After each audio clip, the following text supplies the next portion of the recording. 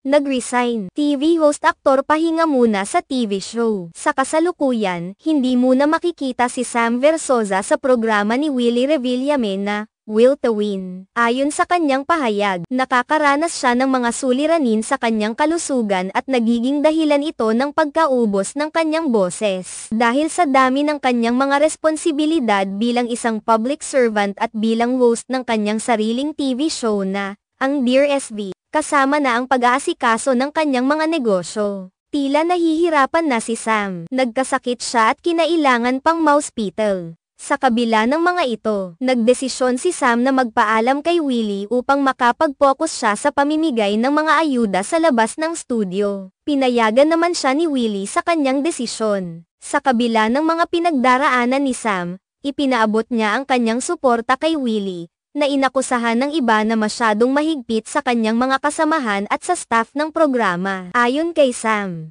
ang intensyon ni Willie ay hindi para mang-bully kundi para masiguro ang maayos na daloy ng programa at ang magandang kalidad ng mga palabas na inihahandog sa mga manunood. Nais lang ni Willie na maging epektibo ang kanilang show at makapagbigay ng kasiyahan sa mga tao. Ang sitwasyon ni Sam ay nagpapakita ng mga hamon na di naranas ng mga tao sa industriya ng telebisyon. Sa kabila ng kanilang mga ngiti at aliw na dala sa mga manunood, hindi madaling balansehin ang mga responsibilidad sa trabaho at ang personal na kalusugan.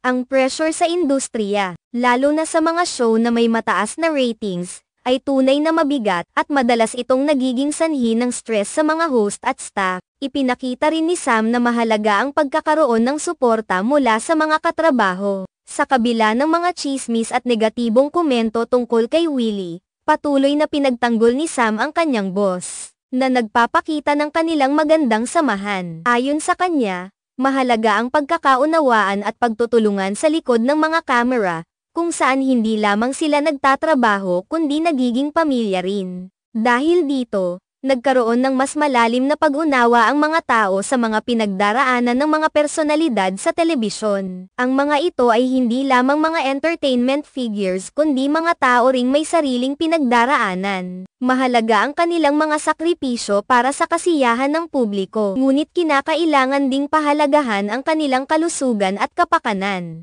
Sa mga susunod na linggo, inaasahan na makakabawi si Sam at makabalik sa kanyang mga responsibilidad. Ngunit sa ngayon, nakatuon siya sa kanyang kalusugan at sa mga bagay na dapat niyang asikasuhin. Ang desisyon niya na magpahinga ay isa ring mensahe sa lahat na kahit gaano pa man kahalaga ang trabaho, dapat pa ring unahin ang kalusugan. Makatutulong ang kanyang karanasan upang ipaalam sa iba ang kahalagahan ng pag-aalaga sa sarili, lalo na sa isang industriya na puno ng pressures at expectations.